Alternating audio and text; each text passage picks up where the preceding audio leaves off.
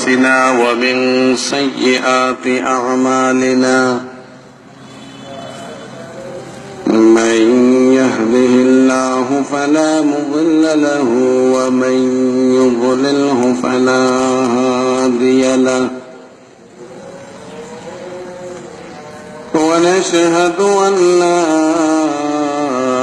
إله إلا الله وحده لا شريك له ونشهد أن سيدنا وسندنا وحبيبنا ومولانا محمدا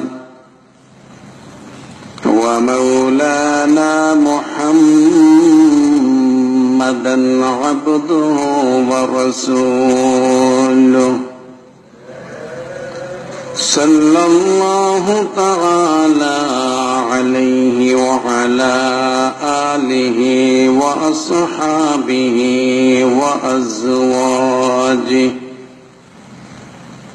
وأزواجه وأهل بيته وسلم تسليما كثيرا كثيرا. أما بعد فأعوذ بالله من الشيطان الرجيم. بسم الله الرحمن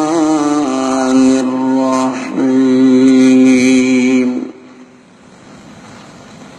ومن يبتغي غير الإسلام دينا فلن يقبل منه وهو في الآخرة من الخاسرين. صدق الله العظيم وصدق رسوله النبي الكريم ونحن على ذلك من الشاهدين والشاكرين. اللهم صل على محمد وعلى آل محمد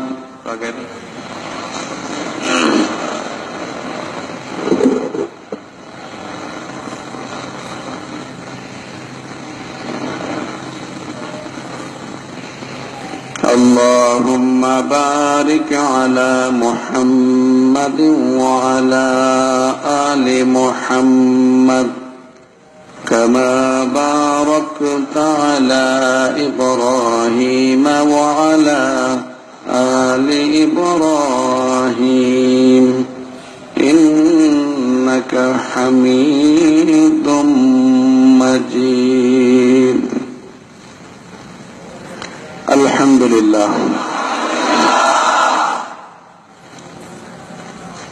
মহান রব্বুল আলামিনের দরবারে ইলাহিতে অসংখ্য অগণিত শুকরিয়া আদায় করছি, যিনি আজ মুহররম মাসের 19 তারিখ পবিত্র জুমার দিনে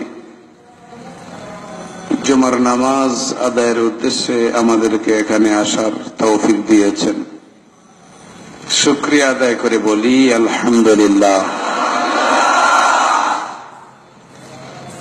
গত শুক্রবার আপনাদের খেদমতে পবিত্র কোরআনের সূরা আলে ইমরান থেকে 85 নম্বর আয়াতটি তিলাওয়াত করা হয়েছিল।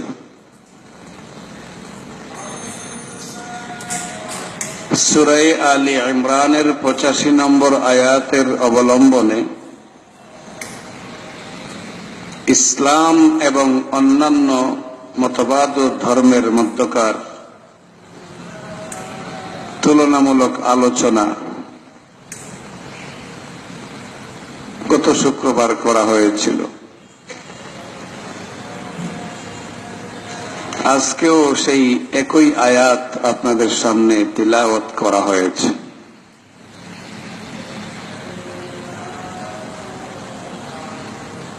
গত শুক্রবারের আলোচনার ধারাবাহিকতায় আজকেও আপনাদের সামনে ইসলাম এবং অন্যান্য মতবাদের মধ্যকার যে পার্থক্য, ইসলাম এবং অন্যান্য ধর্মের মাঝখানে বিভিন্ন বিষয়ে যে ডিফারেন্স, এগুলি আপনাদের সামনে তুলে ধরা হবে ইনশাআল্লাহ। আয়াতটিতে আল্লাহ পাক রব্বুল আলামিন খুব পরিষ্কার স্পষ্ট বক্তব্য দিয়েছেন, ওয়ামান ইয়াবতাগি গায়রাল ইসলামি দীনান, যে ব্যক্তি ইসলাম ছাড়া অন্য কিছু তালাশ করবে, খুঁজবে, গ্রহণ করবে, ফালান ইউকবালা মিন, কোনো কিছুই তার কাছ থেকে কবুল করা হবে না। শুধু যে কবুল করা হবে না তাই নয়, বরং ওয়াহুয়া ফিল আখিরাতি মিনাল খাসিরিন, সে পরকালে খুবই ব্যথিত হবে, লজ্জিত হবে, ক্ষতিগ্রস্তদের অন্তর্ভুক্ত হবে। আসলেই একদম সত্য কথা। ইসলাম কবুল না করে, ইসলামকে পাশ কাটিয়ে যে কোনো মতবাদ কিংবা ধর্ম গ্রহণ করলে এতে শান্তি নাই, দুনিয়াতেও অশান্তি, পরকালেও অশান্তি।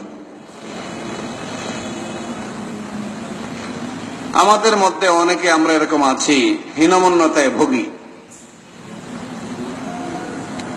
আমাদের একটা দুর্বলতা আছে, সেটা হলো ধন সম্পদ দেখলে আমাদের চোখগুলো বড় হয়ে যায়। এই কারণে পাশ্চাত্যের ওই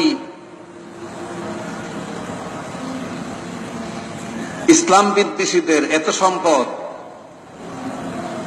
এত অর্জন, এত আবিষ্কার, এত দাপট, এগুলো দেখে আমাদের মুসলিম সমাজের কোন ভাই মাঝে মধ্যে বলেই ফেলেন যে অমুসলিমরা এত ধনী, এত আরামে, এত শান্তিতে, তাহলে আমরা ইসলাম ধর্ম গ্রহণ করে কি ক্ষতি করলাম আল্লাহর? সাংঘাতিক কথা, মারাত্মক কথা। তুমি ইসলামে প্রবেশ না করলে এমন নয় যে আল্লাহর চাকরি চলে যাবে। তুমি ইসলামে দাখিল না হলে বিষয়টি এমন নয় যে আল্লাহর জনপ্রিয়তা কমে যাবে। তুমি ইসলামে দাখিল না হলে বিষয়টি এমন নয় যে আল্লাহ পাক বড় অভাবে পড়ে যাবে, বান্দার অভাবে। বরং ইসলামে প্রবেশ করার কারণে তুমি তোমাকে সাধারণ পাথর থেকে মণিমুক্তার পাথরে রূপান্তর করেছ। ইসলামের বদৌলতে তোমার দাম এতটাই বেশি, একজন ফেরেশতার চাইতেও তোমার দাম বেশি। ইসলাম কবুল করার কারণে তোমার যে ঈমানের কষ্টি পাথর, সেটি কাবা শরীফের চাইতেও পবিত্র। ইসলাম গ্রহণ করার কারণে যেই নবীর শিষ্যত্ব তুমি পেলে, যেই নবীর উম্মতের দাবিদার হলে, সেটি গোটা দুনিয়ার সব আবিষ্কার অর্জনের চাইতে উত্তম।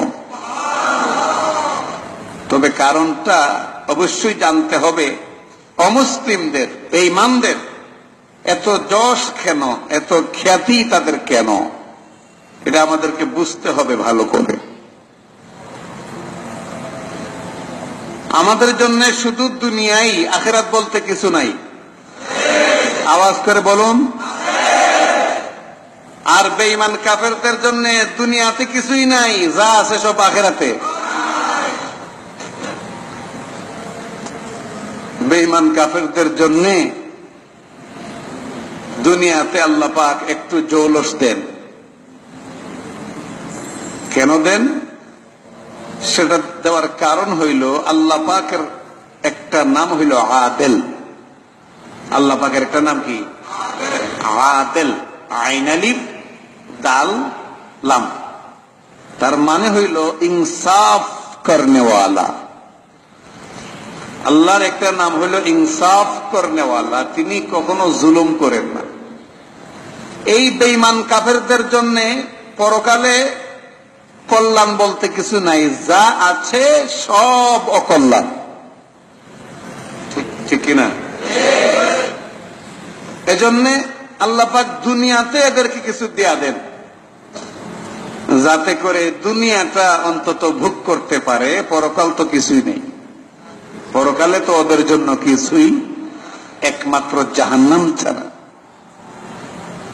অপরদিকে মুমিনদেরকে আল্লাহ পাক রব্বুল আলামিন শর্ত সাপেক্ষে দুনিয়াতেও কোন কোন সময় সম্পদ দান করেন, আর কোন কারণে যদি দুনিয়াতে সে বঞ্চিত থাকে আফসোস করার কোনো কারণ নাই।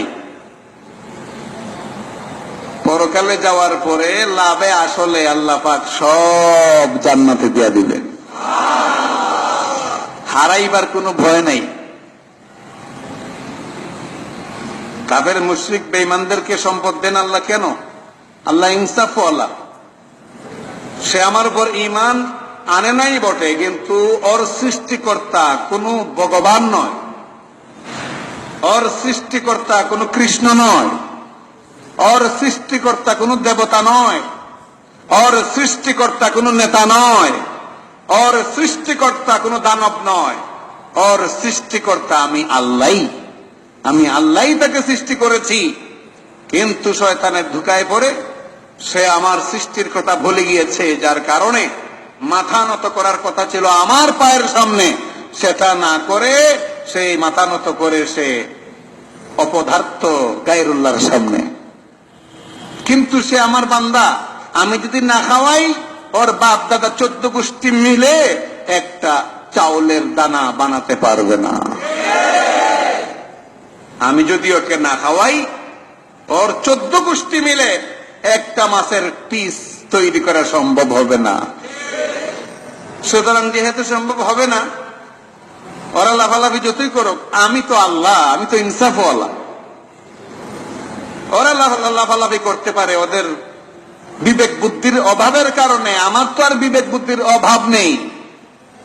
যেহেতু আমার বান্দা, আমি না খাওয়াইলে খেতে পারবে না, এজন্য যতদিন হায়াত আছে আমি তাকে খাওয়াবো।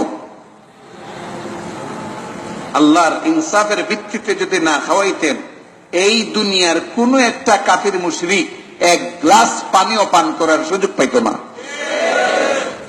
কায় খার দয়ায়, কার দয়া খায়? আল্লাহর দয়া।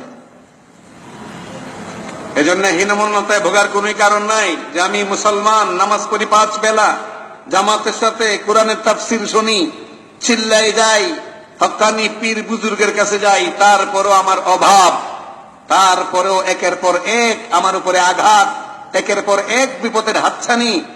এই বলে হীনমন্যতায় ভোগার কোন কারণ নাই। মুসলমানের যা হয় সব আল্লাহর পক্ষ থেকে হয়। যদি অভাবে থাকেন তাহলে আল্লাহ পাক আপনার ভালোর জন্যই করেছেন, এই গোমান রাখতে হবে। ভালোর জন্য আল্লাহ পাক আপনার অভাব দিয়েছেন, কারণ হয়তোবা আপনার মধ্যে এমন কোন চরিত্র ছিল, অভাবের পরিবর্তে সচ্ছলতা দিলে আপনি আপনার ঈমানকে বিক্রি করে ফেলতেন, যার কারণে আল্লাহ পাক অভাবের মাধ্যমে আপনার ঈমানের সংরক্ষণ করেছেন।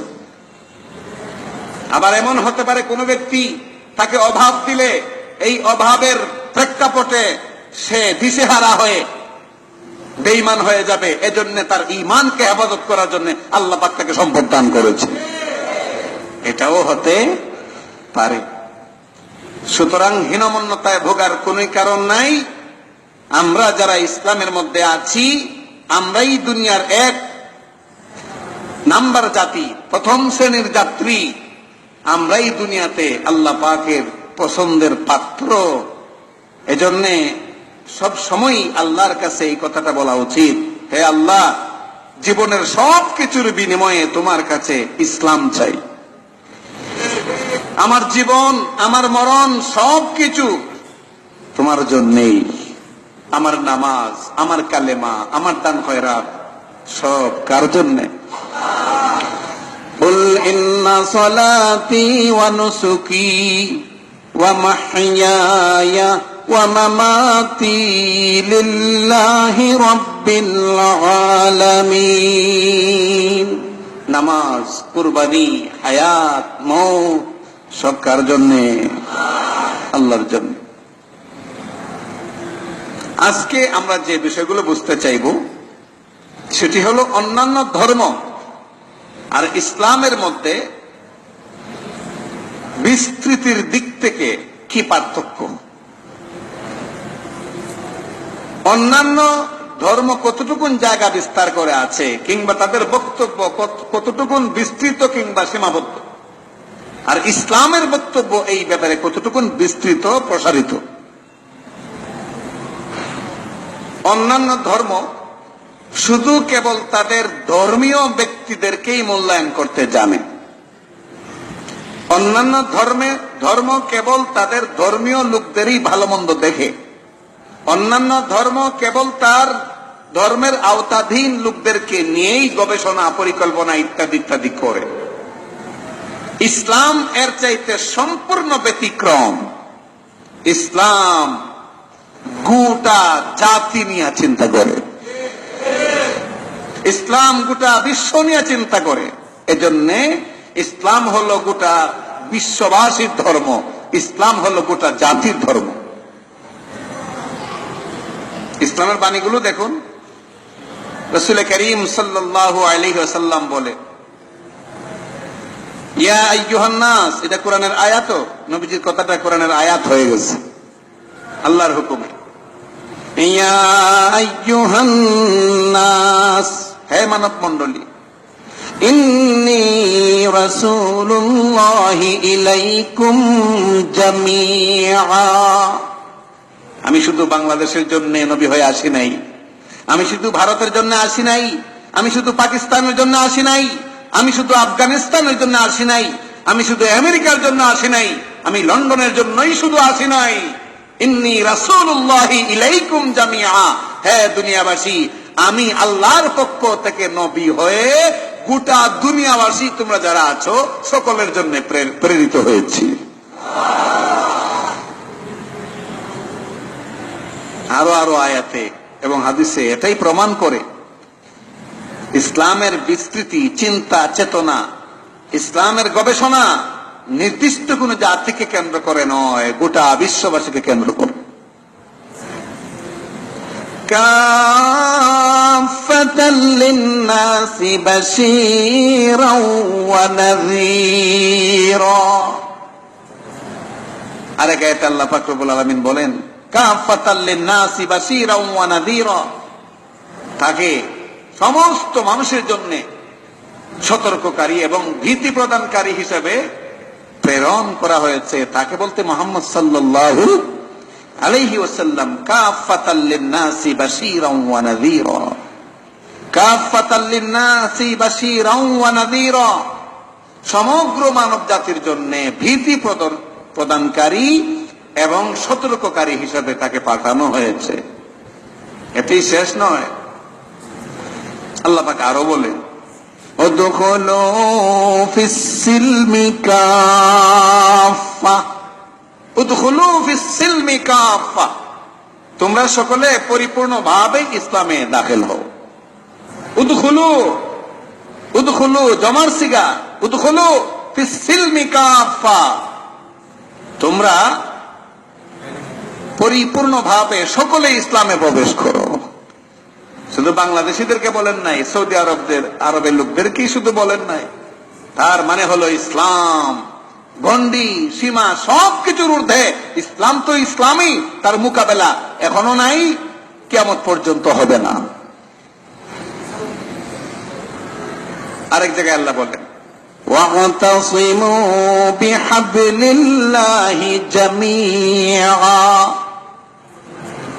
ইসলাম নামক যে রশ্মি আমি আল্লাহ দান করেছি, এই রশ্মিটা শুধু বাংলা ভাষী মুসলমানেরাই ধরবে না, শুধু পাকিস্তানিরাই ধরবে না, আফগানিস্তানের বাসিন্দারাই ধরবে না, সৌদি আরবের লোকেরাই ধরবে না, বরং ওয়াতাসিমু বিহাবলিল্লাহি জামিআ, তোমরা সকলে মিলে আল্লাহর রশিকে মজবুত করে ধরো। সুবহানাল্লাহ। তোমরা সকলে মিলে আল্লাহর রশিকে মজবুত করে ধরো।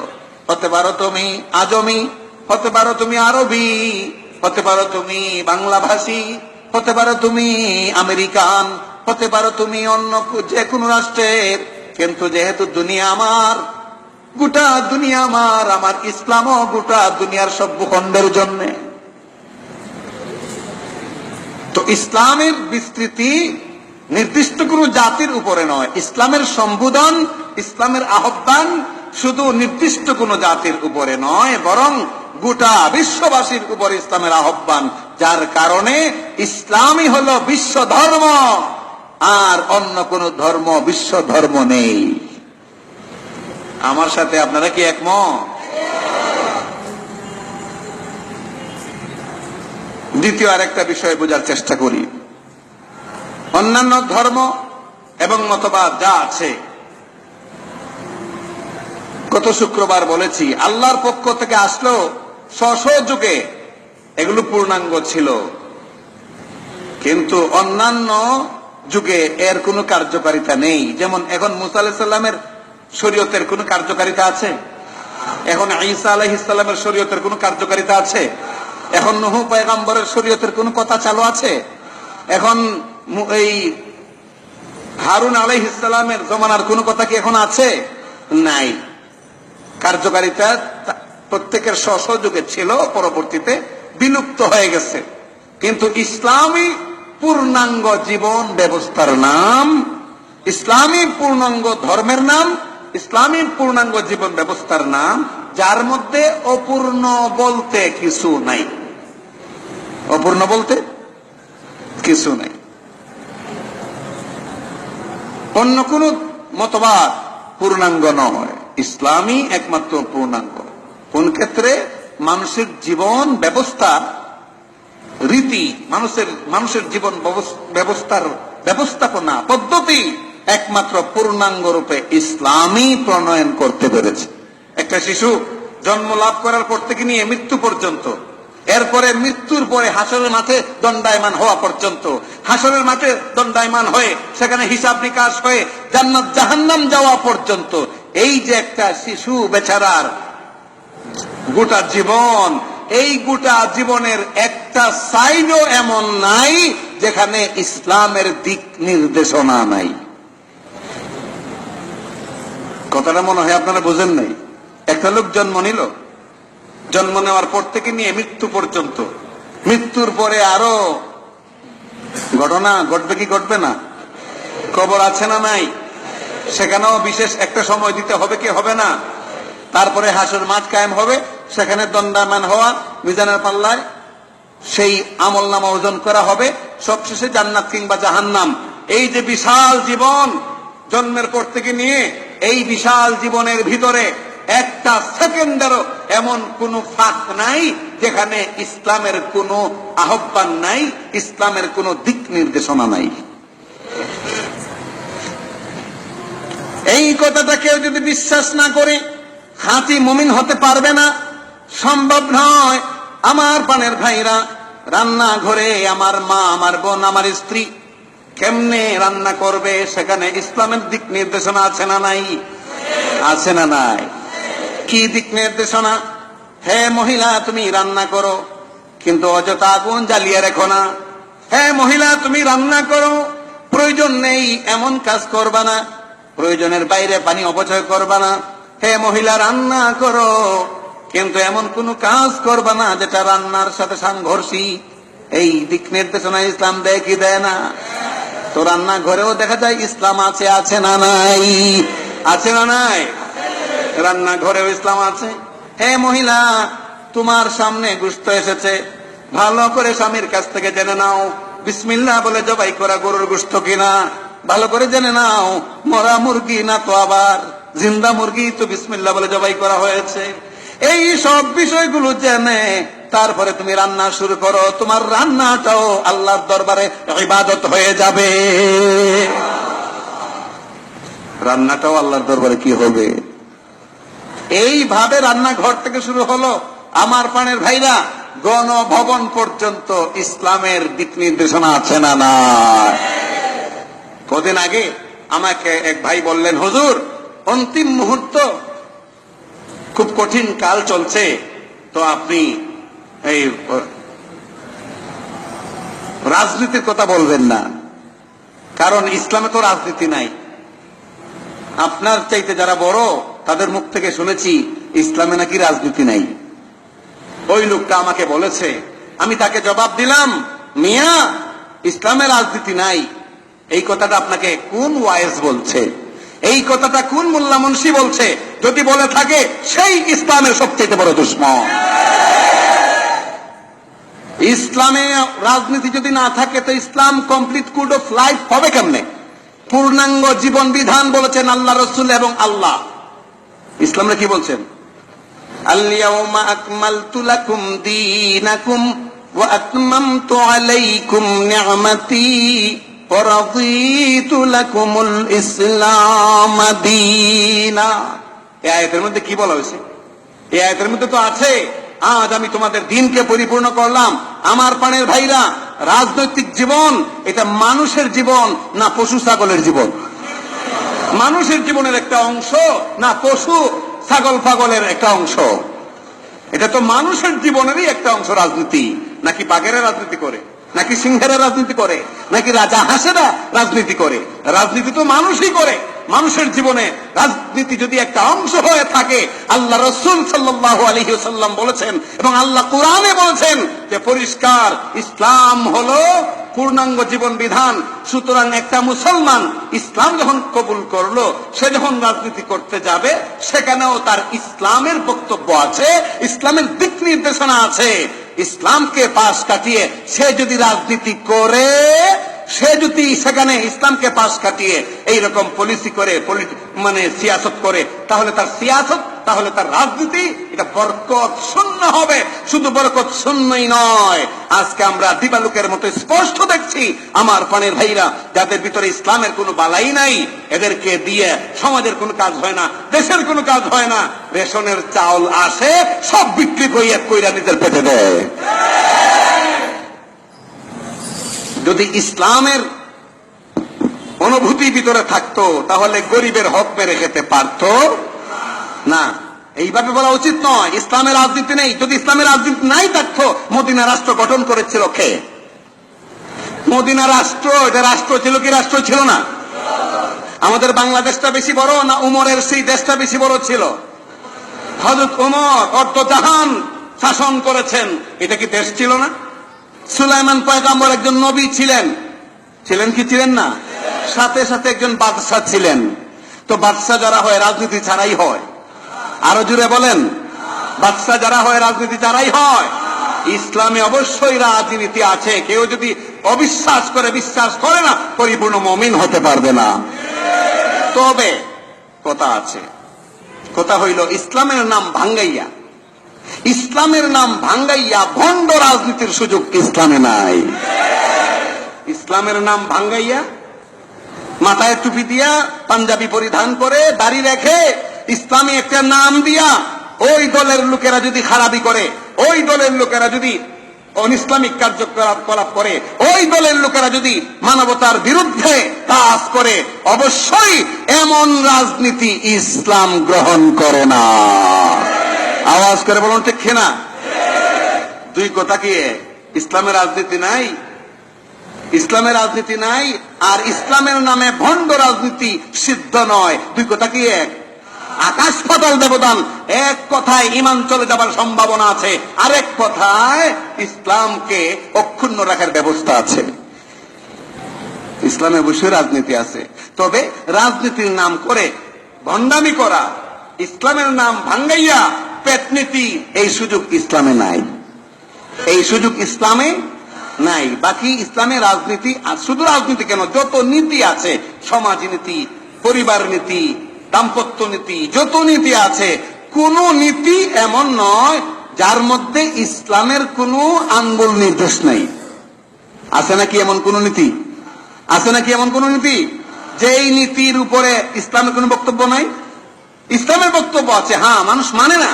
ইসলামের বক্তব্য আছে, হ্যাঁ, মানুষ এটাকে ফলো করে না, কিন্তু ইসলামের দিক নির্দেশনা অবশ্যই আছে। আছে না নাই? এই জন্য ইসলাম পরিপূর্ণ জীবন বিধান। পরিপূর্ণ যদি বলতে হয়, কোনটাকে বাদ দিয়ে বললে পরিপূর্ণ হয় না, অপূর্ণ থেকে যায়, অপূর্ণ থেকে যায়। এজন্য ভাইয়েরা আমার, কথায় কথায় এই কথা কখনো বলবেন না ইসলামের রাজনীতি নাই। রাজনীতি আপনি করেন না এক বিষয়, আমি রাজনীতি করি না, এটা আমার বিষয়, ভিন্ন বিষয়। কিন্তু ইসলামে রাজনীতি আছে। ইসলামে যদি রাজনীতি নাই বা থাকতো, মুহাম্মাদুর রাসূলুল্লাহ সাল্লাল্লাহু আলাইহি ওয়াসাল্লাম মদিনা রাষ্ট্র গঠন করতে পারতেন না। আপনারা ভালো করে জানেন, রাজনীতি ছাড়া কখনো রাষ্ট্র গঠন হয় না। আপনারা ভালো করে জানেন, রাজনীতি ছাড়া গোটা বিশ্বের সাথে সম্পর্ক স্থাপন করা যায় না। মুহাম্মদ সাল্লাল্লাহু আলাইহি ওয়াসাল্লাম রাষ্ট্র পরিচালনা করেছেন, হযরত ওমর ফারুক রাদিয়াল্লাহু আনহু রাষ্ট্র পরিচালনা করেছেন, আমার প্রাণের ভাইরা হযরত আবু বকর, হযরত ওসমান, হযরত আলী রাদিয়াল্লাহু আনহু রাষ্ট্র পরিচালনা করেছেন, বাদশাহ হারুনুর রশিদ রাষ্ট্র পরিচালনা করেছেন, সুলতান মাহমুদ গজনবী রাষ্ট্র পরিচালনা করেছেন। বলুন ঠিক কিনা? তবে এটা আবারও বলছি, ইসলামের নাম ভাঙ্গাইয়া কেউ যদি নিজেকে ইসলামের ইজারাদার ভাবে আর মনে করে আমি যাই করি সেটাই ইসলাম, আমি যাই বলি সেটাই ইসলাম, এমন গোয়ার তুমি করে ইসলামকে দখল করার কোনো সুযোগ নাই। এটা গেল দ্বিতীয় বিষয়, ইসলাম পূর্ণাঙ্গ জীবন বিধান। আরেকটি বিষয়, ইসলাম ভ্রাতৃত্বপূর্ণ জীবনের নাম। ইসলামের মধ্যে ভাই ভাই মহব্বতার ভালোবাসার যে নীতি রয়েছে, অন্য কোন মতবাদে এটা পাওয়া যায় না। ইসলামের মধ্যে এমন রয়েছে, এক ভাই আরেক ভাইকে যদি সাহায্য করে, সামান্য সাহায্য, একজন কলসি দিয়ে পানি আনলো টিউবওয়েল থেকে, পারে না, বহন করতে পারে না, দুর্বল শরীর, এই কারণে কলসি নামিয়ে এসে একটু বিশ্রাম নিচ্ছে। আবার কিছুটা স্বস্তি পাওয়ার পর এই কলসটা মাথায় তুলতে যাচ্ছে, কিন্তু পারছে না, কোনোভাবেই পারছে না। আরেকজন দেখলো তার ভাই এই কষ্ট করছে, সে ধরে একটু সাহায্য করলো কলসিটা কাঁধে নেওয়ার ক্ষেত্রে, মাথায় তোলার ক্ষেত্রে। আল্লাহ রাসূল সাল্লাল্লাহু আলাইহি ওয়াসাল্লাম বলেন, তোমার এই কাজটাও মহামহিম, আল্লাহর নজর থেকে বাদ পড়ে নাই। এই কাজটাও আল্লাহর নজর থেকে বাদ পড়ে নাই। আমার প্রাণের ভাইরা, আল্লাহ পাক রব্বুল আলামিন পবিত্র কোরআনে বলেছেন, ইন্নামাল মুমিনুনা ইখওয়াহ, নিঃসন্দেহে মুমিনেরা পরস্পরে ভাই ভাই। আমরা কি? আরো জোরে বলুন, আমরা কি? পরস্পরে ভাই ভাই। আল্লাহ রাসূল বলছেন, কুনু ইবাদাল্লাহি ইখওয়ানা, হে সাহাবায়ে কেরাম, হে আল্লাহর বান্দারা, তোমরা সব ভাই ভাই হয়ে যাও, সব ভাই ভাই হয়ে যাও। আমার প্রাণের ভাইরা, এক ঘরে যদি দুই ভাই থাকে এক মায়ের ঘরে, তাহলে এই বড় ভাই ছোট ভাইকে, কিংবা ছোট ভাই বড় ভাইকে ধোঁকা দিতে পারে, প্রতারণা দিতে পারে? যদি দেয় তা অস্বাভাবিক, কিন্তু স্বাভাবিক ভাবে কখনো ধোঁকা দিতে পারে না, প্রতারণা করতে পারে না। কেন? তারা ভাই ভাই। আল্লাহ রাসূল বলেছেন, এবং আল্লাহ কোরআনে বলেছেন, ইন্নামাল মুমিনুনা ইখওয়া, তোমরা মুমিন যারা আছো দুনিয়াতে সব ভাই ভাই। এই বাণী ইহুদি ধর্মে নাই, এই বাণী খ্রিস্ট ধর্মে নাই, এই বাণী হিন্দু ধর্মে নাই, এই বাণী অন্য কোন মতবাদে নাই, একমাত্র ইসলামে আছে। কুনু ইবাদাল্লাহি ইখওয়ানা, হে আল্লাহর বান্দারা, তোমরা পরস্পরে ভাই ভাই হয়ে যাও। সাহাবায়ে কেরাম নজির স্থাপন করেছেন, কেমন ভাবে আল্লাহ রাসূলের কথা তারা মেনেছে। কুনু ইবাদাল্লাহি ইখওয়ানা, এই কথাটা আল্লাহ রাসূল কখন বলেছিলেন? মক্কা থেকে হিজরত করে যখন মদিনায় গেলেন। মক্কা থেকে যারা সাহাবায়ে কেরাম গিয়েছেন ইতিমধ্যে মদিনায়, অনেকেরই সাথে কোনো টাকা পয়সা নাই, অনেকেরই সাথে কোনো সামান নাই, অনেকের সাথেই কোনো চলাচলের ব্যবস্থাপত্র সঙ্গে নাই। এমত অবস্থায় নিঃস্ব অসহায় হয়ে তারা মদিনায় গিয়ে পৌঁছেছেন। কারো এমন অবস্থা, একটা মাত্র কাপড় নিয়ে বের হয়েছেন, আর দ্বিতীয় কোনো কাপড় নাই। কারো কারো অবস্থা এমন, বিবি বাল বাচ্চা সব মক্কায় রেখে মদিনায় গিয়েছেন। ওই সময় আল্লাহ রাসূল বললেন, কুনু ইবাদাল্লাহি ইখওয়ানা, হে মুসলমানেরা, হে মদিনার আনসারেরা, তোমরা যারা মদিনার স্থায়ী বাসিন্দা তোমাদের উপাধি আনসার, আর যারা মক্কা থেকে আমার সাথে এসেছে তারা হলো মুহাজির। শোনো, তোমাদের মধ্যে কোনো বিভেদ নাই, তোমাদের মধ্যে কোনো পার্থক্য নাই। হে আনসারেরা, হে মুহাজিরেরা, পরস্পরে ভাই ভাই হয়ে যাও, এমন ভাবে চলো যেন এক মায়ের ঘরের সবগুলো সন্তান। আল্লাহ রাসূলের এই কথা সাহাবায়ে কেরামের জীবনে কেমন প্রতিফলন ঘটেছে আমার প্রাণের ভাইরা, কেমন প্রতিফলন ঘটেছে ইতিহাস লিখে হাদিসের কিতাবের মধ্যে আছে। রাসূলের এই আহ্বানের পর, রাসূলের এই নির্দেশের পর, ভাই ভাই হয়ে যাও, এই কথা বলার পর মদিনার আনসারদের কারো যদি দুইজন স্ত্রী থেকে থাকে, তিনি একজন তালাক দিয়ে তাকে মুক্ত করে ওই মক্কা থেকে আসা মুহাজির ভাইয়ের জন্য তিনি বিয়ে করার ব্যবস্থা করে দিলেন। নিজেই আবার ওই মুহাজির ভাইয়ের কাছে বিয়ের ব্যবস্থা করে দিলেন। কারণ জৈবিক জীবন মানুষের গুরুত্বপূর্ণ জীবন, সাংসারিক জীবন মানুষের গুরুত্বপূর্ণ জীবন। এই ক্ষেত্রে এরা মুহাজির, মক্কা থেকে এসেছে, সাথে কোনো স্ত্রী নাই, এদের কাজকর্ম করবে কে, সংসার কে দেখবে? সুতরাং আমার দুজন স্ত্রী আছে, আমি এক স্ত্রীকে তালাক দিয়ে মুক্ত করে আমার ওই মুহাজির ভাইয়ের জন্য এই বিয়ের ব্যবস্থা করে দিলাম। এইভাবে তারা নীতি, ভাই ভাই হওয়ার সেই নীতি বাস্তবায়ন করেছেন। শুধু তাই নয়, জিহাদের ময়দানে হয়তো আপনারা আরো অনেকবার শুনেছেন, জিহাদের ময়দানে সেখানেও তারা ভাই ভাইয়ের এই মূলনীতি কেমন মনে রেখেছেন। আমার প্রাণের ভাইরা, জিহাদের ময়দানে প্রচন্ড পিপাসায় সাহাবী, আল্লাহ রাসূলের সাহাবী পানি পানি বলে চিৎকার করতেছেন। এমন সময় পানির ব্যবস্থা হলো, যেই মাত্র তার হাতে পানি আসলো, অথচ তিনি অষ্টাগত, প্রাণ অষ্টাগত অবস্থা, এমন পানি পান না করলে তিনি যেন মারা যাবেন। ঠিক ওই মুহূর্তে তার হাতে যখন পানি আসলো, আসার পর পানি মুখে নিবেন, গ্লাসের কর্নার, সেই গ্লাসের কিনারা, মুখের কিনারে এক যুগ হয়েছে, এখন শুধু বাকি পানিটা ভিতরে যাওয়া।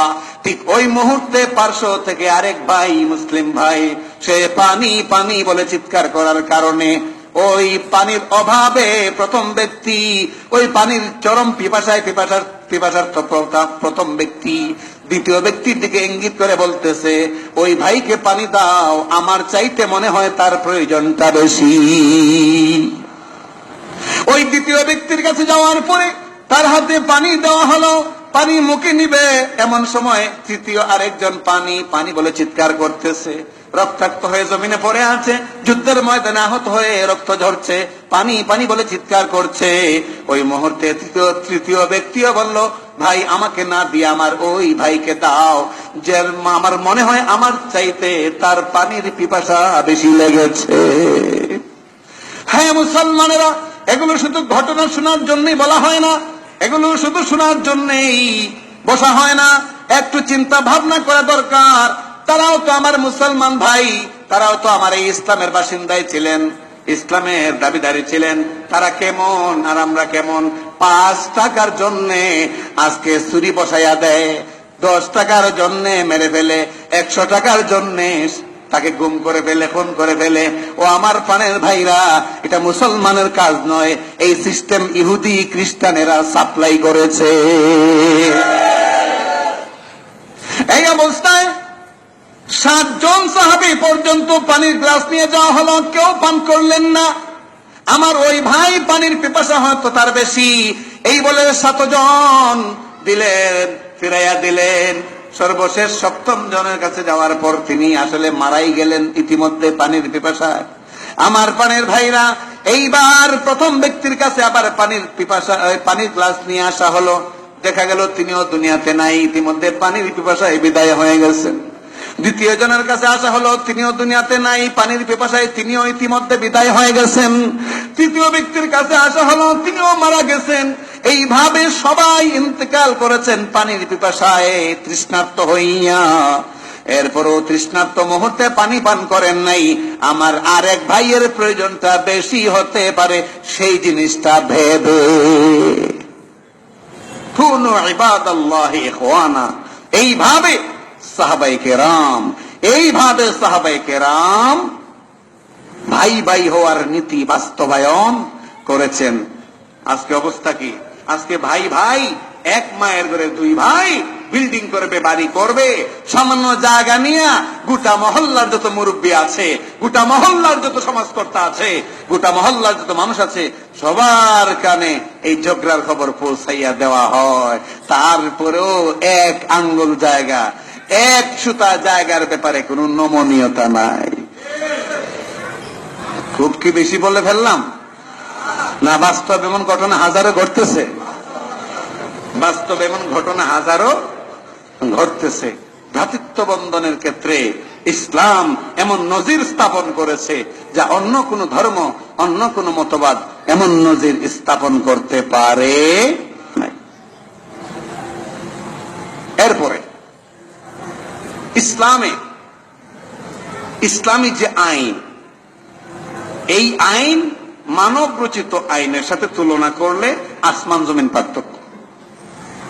এটা আজকের চতুর্থ বিষয়। ইসলামী যে আইন, এই ইসলামী আইন মানব রচিত আইনের চাইতে অনেক গুণ শক্তিশালী, ঠিক কিনা? মজবুত, অতুলনীয়। মানব রচিত আইন আর ইসলামী আইন এক নয়। মানব রচিত আইন তৈরি হয় মানুষের মেধা দিয়া, আর ইসলামী আইন তৈরি হয়েছে আল্লাহর মেধা দিয়া। আল্লাহর মানুষের যে পরিমাণ পার্থক্য, ইসলামী আইন আর মানব রচিত আইনের সেই পরিমাণ পার্থক্য।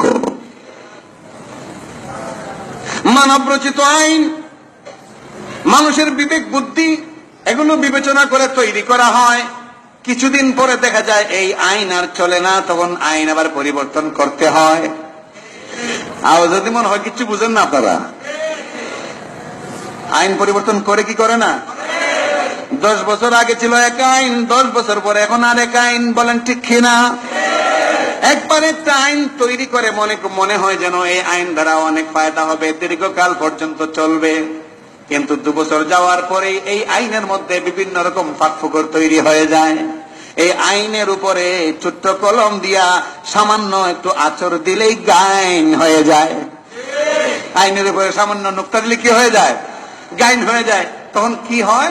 তখন এই আইনকে পরিবর্তন করতে হয়, আইনকে সংশোধন করতে হয়, ঠিক কিনা?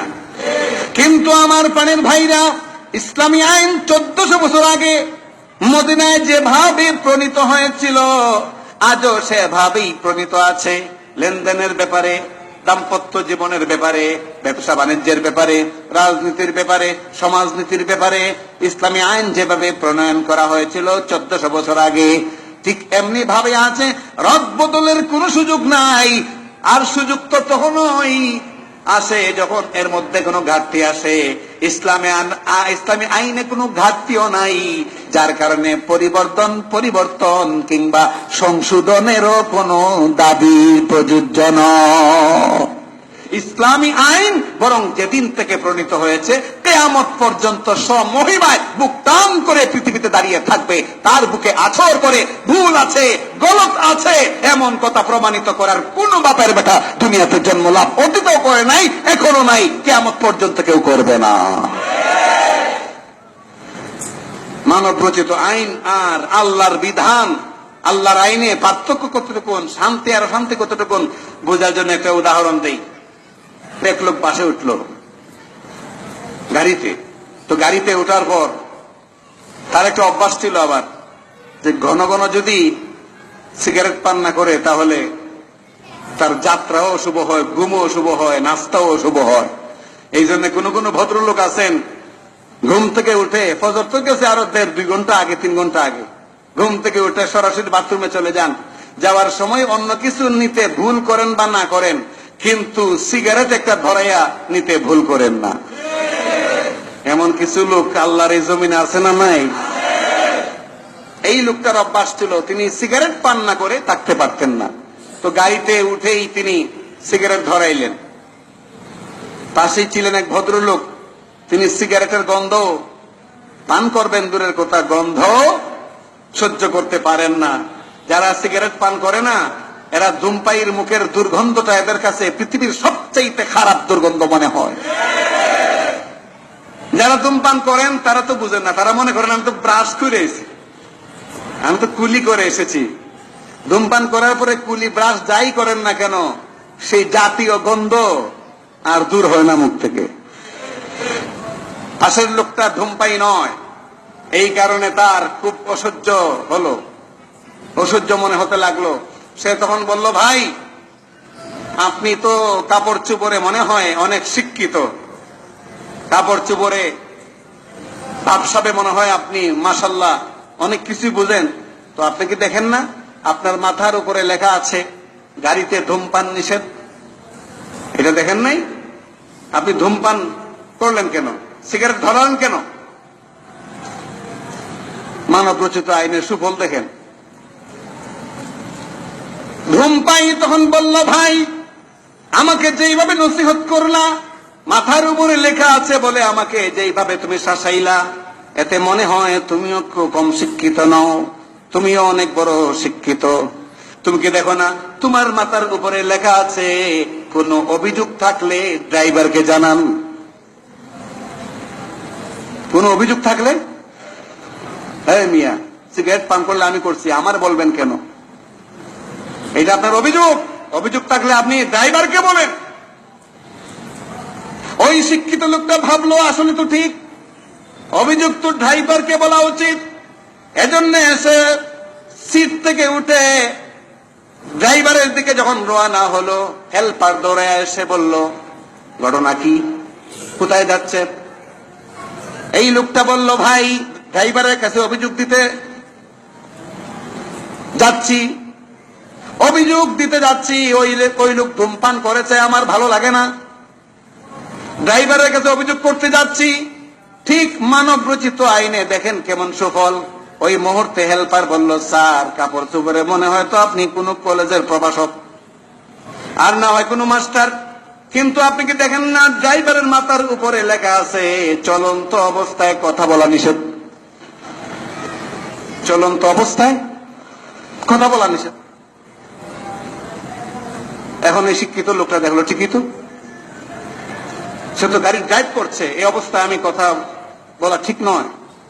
শেষ পর্যন্ত ঢাকা থেকে নোয়াখালী এইভাবেই খালি খালি যেতে হলো, দুর্গন্ধ আর দূর হইল না। এইটা হইল মানব রচিত আইনে সুফল। কিন্তু আমার প্রাণের ভাইরা, ওই মানব রচিত আইনকে এক পাশে রাখেন, আরেক পাশে রাখেন আল্লাহর বিধান, আল্লাহর আইন, কোরআনের আইন, ইসলামী আইন। ইসলামী আইন বক্তব্য দিয়েছে, যদি তুমি কোথাও যাও, তোমার পাশে যেই লোকটা বসবে সেই লোকটাও কিন্তু তোমার সহযোগী, এই লোকটা তোমার ভাই। কোরআনের সূরা নিসার 36 নম্বর আয়াতে আল্লাহ পরিষ্কার বলেছেন যে তোমার পাশে যে লোকটা বসবে যানবাহনে সফর করতে গিয়ে, এই লোকটাও তোমার কাছ থেকে ভালো আচরণ কামনা করে, সে কষ্ট পায় এমন কোন আচরণ করতে পারবা না। আমার প্রাণের ভাইরা, মানব রচিত আইনকে বাদ দিয়ে আল্লাহর আইনের প্রতি মনোযোগী হলে আর দৌড়াতে হবে না, হেল্পারকে বলতে হবে না, পাশের লোকটাকেও বলতে হবে না।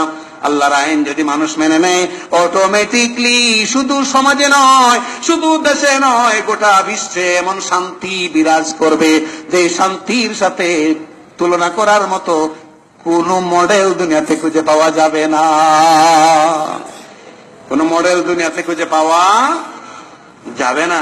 সুতরাং মানব রচিত আইন মানুষকে ক্ষণিকের জন্য উপকার সাধনে সক্ষম হইলেও চিরকালের জন্য মানব রচিত আইন কোন শান্তি দিতে পারে না, বরং আল্লাহর বিধান, আল্লাহর আইনই একদম কিয়ামত পর্যন্ত, শুধু নয় জান্নাত পর্যন্ত, আর যারা জাহান্নামে যাবে জাহান্নাম পর্যন্ত সমাধান দিতে পারে একমাত্র আল্লাহর আইন। আমাদের আশেপাশে আরব কান্ট্রির মধ্যে দুই একটা দেশে আমার প্রাণের ভাইরা কিছুটা বিধান চালু আছে, কিছুটা বিধান চালু আছে ইসলামী আইনের, সবগুলো নয়। একটা জিনিস মনে করবেন, ইসলামী রাষ্ট্র বলতে দুনিয়াতে বর্তমানে কোন রাষ্ট্র নাই। ইসলামী রাষ্ট্র বলতে দুনিয়াতে কোন রাষ্ট্র, আর ইসলামী রাষ্ট্র বলা হয় যে রাষ্ট্রের সবকিছু ইসলামের আদলে সাজানো, সবকিছু ইসলামের আদলে পালন করা হয়, সেখানে অন ইসলামিক কোন কার্যক্রম হয় না, এটা হলো ইসলামী দেশ। আমার প্রাণের ভাইরা, এমন দেশ দুনিয়াতে এখন আর নাই। মুসলিম দেশ আছে অনেকগুলো, 57টা মুসলিম দেশ আছে দুনিয়াতে। মুসলিম দেশ মানে মুসলমানের সংখ্যা বেশি, মুসলমানের সংখ্যা বেশি। ইসলামী দেশ মানে ইসলামের সবকিছু মেনে তারপরে দেশ চালানো হয়, এমন দেশ কিন্তু একটাও দুনিয়াতে এখন নাই। আর মুসলিম দেশ হলো যেখানে মুসলমানের সংখ্যা বেশি, যেমন সৌদি আরব, এটা ইসলামী রাষ্ট্র নয় কিন্তু মুসলিম রাষ্ট্র। বাংলাদেশও মুসলিম রাষ্ট্র, পাকিস্তান মুসলিম রাষ্ট্র, আফগানিস্তান মুসলিম রাষ্ট্র, এইভাবে আরো অনেকগুলো মুসলিম রাষ্ট্র আছে, কিন্তু ইসলামী রাষ্ট্র নয়। ইসলামী রাষ্ট্র হলে সেখানে ইসলামের সমস্ত বিধান কার্যকর করা হবে। আমার প্রাণের ভাইরা, সৌদি আরবে কয়েকটা বিধান শুধু চালু আছে। চুরি করলে হাত কাটার বিধান, জিনা করলে সঙ্গে চার করার বিধান, জিনা করলে মাটি পর্যন্ত, কোমর পর্যন্ত মাটিতে পুঁতে ঢিল মেরে হত্যা করার বিধান। আর একটা আছে, কেউ যদি খুন করে, খুনের বদলা খুন, খুনের বদলা খুন, যেটা আমাদের দেশে ফাঁসি বলে, বিধানের নাম ফাঁসি বলা হয়। আর সৌদি আরবে এটাকে বলা হয়, সৌদি আরবে ফাঁসি নয় কিন্তু এটাকে, এই সৌদি আরবে এই যে শাস্তি দেওয়া হয়, খুনের বদলা খুন, এক কুপে খতম করে দেওয়া। আমার প্রাণের ভাইরা, যারা পত্রিকা পড়েন, টিভির সংবাদ দেখেন, এই 2-3 দিন আগে একটা ঘটনা আপনারা হয়তো শুনেছেন। সৌদি আরবে রাজ পরিবারের একটা ছেলে প্রিন্স, 10 বছর আগে কিংবা 8 বছর আগে আরেক লোককে পিস্তল মেরে হত্যা করেছিল, পিস্তলের গুলি দিয়ে হত্যা করেছিল। 9 বছর পরে, 8 বছর পরে, রাজ পরিবারের ছেলে হওয়ার পরও তাকে জনসম্মুখে মাঠের মধ্যে মুখ বেঁধে, কালো কাপড় বেঁধে, তারপরে জল্লাদ ওই ছুরি নিয়ে, তরবারি নিয়ে এক কোপে তার মাথা ফেলে দিয়েছে। আমার প্রাণের ভাইরা, 1-2টা ছিটে ফোটা ইসলামী আইন থাকার কারণে সৌদি আরবকে মডেল বলা হয়। সৌদি আরবে দোকান খোলা রেখে মসজিদে যাওয়া যায়, কোনো চোরের সেই দোকানের মাল চুরি করে না। আর আমার দেশে মসজিদ থেকে জুতা রক্ষা করা যায় না। আওয়াজ করে বলুন ঠিক কিনা? আমার প্রাণের ভাইরা, ওই যে প্রিন্সকে হত্যা করলো, প্রিন্সের শাস্তি দিল, এই শাস্তির কারণে খুনের সংখ্যা বাড়বে না আরো কমবে? বাড়বে না কমবে? 1-2টা আইনে যদি সৌদি আরবের এত শান্তি, এত সুখ, 1-2টা আইনে যদি সৌদি আরবের এত কল্যাণ, যদি আল্লাহর সব বিধানগুলো কোন দেশ মানে, ওই দেশের মাটি শুদ্ধ সোনায় পরিণত হয়ে যাবে, আল্লাহর কসম, এতে কোনো সন্দেহ নাই। এই দেশের মাটি শুদ্ধ সব সোনা হয়ে যাবে, হাতি হয়ে যাবে। তারপরে 6ষ্ঠ বিষয়, ইসলামের দাম্পত্য নীতিমালা। অন্য কোন ধর্মে এত সুন্দর নেই, ইসলামের দাম্পত্য জীবনের নীতিমালা। স্বামী স্ত্রী অধিকার, মা বাবার অধিকার, মানে সাংসারিক জীবনের যে একটা সুন্দর চক এঁকে দেওয়া হয়েছে ইসলামে, এটার সাথে তুলনা করার মতো অন্য কোন ধর্মে এমন বিধান নাই। আমার প্রাণের ভাইরা, পাশ্চাত্য আজকে দাবি করছে আমরা সবচেয়ে বড় ডিজিটাল, আমরা সবচেয়ে উন্নত জাতি, অথচ পাশ্চাত্যে সেই তালাকের সংখ্যা প্রায় 60%। কত পার্সেন্ট? 60% তালাকের সংখ্যা, অর্থাৎ 100 ভাগ মানুষের মধ্যে 60 জন নির্দ্বিধায় যে কোনো খুঁটিনাটি সামান্য বিষয় নিয়ে স্ত্রীকে তালাক দিয়ে যাচ্ছে। আর বাংলাদেশে মনটা একটু নরম, মুসলমানদের ইসলামের প্রতি একটু নরম, একটু ঝুঁকা। এই কারণে পাশ্চাত্যে 60% থাকলেও বাংলাদেশে আলহামদুলিল্লাহ এখনো পর্যন্ত তালাকের হার 6% হয় নাই। 6%। সেখানে যদি ইসলামী বিধান, আল্লাহর বিধান, কোরআনের কথা, আল্লাহ রসুলের কথাগুলির প্রতি মনোযোগী হয়ে যদি মুসলমানেরা চলতো, 1% থাকতো না। ঠিক কিনা? সর্বশেষ একটা বিষয় বলে আজকের আলোচনা শেষ করে দিচ্ছি। অনেক অমুসলিম আমাদের উপরে একটা ইলজাম প্রয়োগ করে, তহমত দেয়, অপবাদ দেয় যে ইসলাম নাকি তরবারির জোরে প্রসার লাভ করেছে, প্রচার করেছে, প্রসারতা লাভ করেছে। আসলে এটা একটা ডাহা মিথ্যা কথা। ইসলাম কখনো তরবারির জুড়ে নয়, ইসলাম আদর্শের গুণে। তার যাত্রা শুরু করেছিল, এখন পর্যন্ত আদর্শের গুণেই ইসলাম টিকে আছে। কিসের গুণে? তরবারির জুড়ে? বাহু বলে? বাহু বলে? অর্থ বলে? জন বলে? না আদর্শের বলে? এজন্য বলা হয় ইসলাম তলোয়ারে নয়, উদারতায়। ইসলাম তলোয়ারে নয়, উদারতায়। এই কথা দিনের মতো স্পষ্ট, যার কারণে যখন তরবারির মাধ্যমে, বোমা মারার মাধ্যমে বাংলা বায়ার শেখ আব্দুর রহমান চাইছিল ইসলাম প্রতিষ্ঠা করবে, তখন এদেশের হক্কানি আলেমরা একজুট হয়ে সরকারের সাথে একাত্মতা ঘোষণা করে সে আন্দোলন বেগবান করেছিলেন, যার কারণে এদের ফাঁসি হয়েছে। ইসলাম তরবারির জোরে নয়, উদারতায়। এমন একটা নজিরও কেউ দেখাইতে পারবে না যে তরবারি ধইরা ঘরে হাত খাইয়া তারপরে পিস্তল বুকে ধইরা বলা হয়েছে যে তুই ইসলাম গ্রহণ কর, না হয় তোকে খতম করে ফেলবো। আল্লাহর কসম করে মসজিদের মিম্বরে দাঁড়ায় বললাম, একটা নজিরও কেউ দেখাতে পারবে না, কোন ইতিহাসবিদ দেখাতে পারবে না। যদি তাই হয় তাহলে আমি প্রশ্ন করি ওই সমস্ত ইসলাম বিদ্বেষীদেরকে, যারা তোমরা বলো তরবারির জুড়ে ইসলাম প্রসারতা লাভ করেছে, ইসলাম কতগুলো গুন্ডাকে লালন পালন করে বিস্তৃতি লাভ করেছে, তোমরা যদি তাই বলো তাহলে আমি বলি জুহাইরের মতো এরকম ভাষাবিদ, আর সেই নাবেগার মতো এরকম সাহিত্যিক, আর হাসানের মতো এমন কবিতা, লাবিবের মতো এমন কবিতা, কবি লাবিদের মতো এমন কবি, এরা কার তরবারির সামনে সম্মুখীন হইয়া ভয়ে ইসলাম গ্রহণ করেছে? না না না, ইতিহাসের কিতাবে পরিষ্কার লেখা আছে, এই যে ব্যক্তিবর্গের নাম বললাম তারা তরবারির জুড়ে নয়, ইসলামের আদর্শ দেখে, অমুসলিম বড় বড় ব্যক্তি হওয়ার পরেও ইসলামের আদর্শ দেখে তারা মুসলমান হয়েছে। আমার পানের ভাইরা, হযরত ওমর কে ধরেছিল তরবারি তার মাথার উপরে, ইসলাম গ্রহণ না করলে তোমার মাথা দ্বিখণ্ডিত করে ফেলবো, কে বলছিল? কেউ বলে নাই, কেউ বলে নাই, বরং উমর তরবারি নিয়ে রওনা হয়েছিলেন ইসলাম শেষ করে দিবেন, ঠিক না? রাস্তার মধ্যে গিয়ে যখন ব্যতিক্রম কিছু পেলেন, আল্লাহ রহমত নাজিল করলেন, যে তরবারি নিয়ে গিয়েছিলেন ইসলাম খতম করবেন, সেই তরবারি ইসলামের পক্ষে চালাইয়া দিলেন, ইসলাম প্রচার প্রসারের সাথে কাজে লাগাইলেন। আমার প্রাণের ভাইরা, তরবারির জুড়ে ইসলাম আসে নাই, ইসলাম এসেছে তার আদর্শের মাধ্যমে, ইসলাম এসেছে তার সেই যে বৈশিষ্ট্য, সেই বৈশিষ্ট্য মণ্ডিত হওয়ার কারণেই অনেক অমুসলিম ইসলাম ধর্ম গ্রহণ করেছে। সেই খ্রিস্টান রাজা আবিসিনিয়ার বাদশা নাজাশী, সে কারো তরবারির সামনে ইসলাম গ্রহণ করে নাই, ইসলামের আদর্শ দেখে, ইসলামের বক্তব্য শুনে, কোরআনের কথা শুনে সে মুসলমান হয়েছে। এখনো আমরা মাঝে মধ্যে পত্র পত্রিকায়, ফেসবুকে, বিভিন্ন ইন্টারনেট বা অনলাইনে মাধ্যমে আমরা দেখি 8 জন 10 জন করে পরিবার শুদ্ধা ইসলামের ছায়া তলে আসতেছে। এদেরকে বুঝি কেউ বোমা মেরে আনতেছে? এদেরকে বুঝি কেউ তরবারি ধরে আনতেছে? না না না, ইসলামের আদর্শ সুমহান, ইসলামের সেই আখলাক সুমহান। এই সুমহান আখলাক ঠিক মতো সার্ভিস দিতে পারলে তরবারি তো দূরের কথা, কারো দিকে চোখ তেরাইয়া কথা বলার প্রয়োজন নাই, অটোমেটিক সে ইসলামে আকৃষ্ট হয়ে যাবে। সুতরাং ইসলামের সাথে অন্য কোন মতবাদের তুলনা হতে পারে না। এই জন্যই আমার ধর্ম হলো, আপনার ধর্ম হলো, বাংলা ভাষীদের ধর্ম হলো, এদেশের মুসলমানদের ধর্ম ইসলাম। আল্লাহ পাক সকলকে সেই ইসলাম মেনে চলার তৌফিক দান করুন।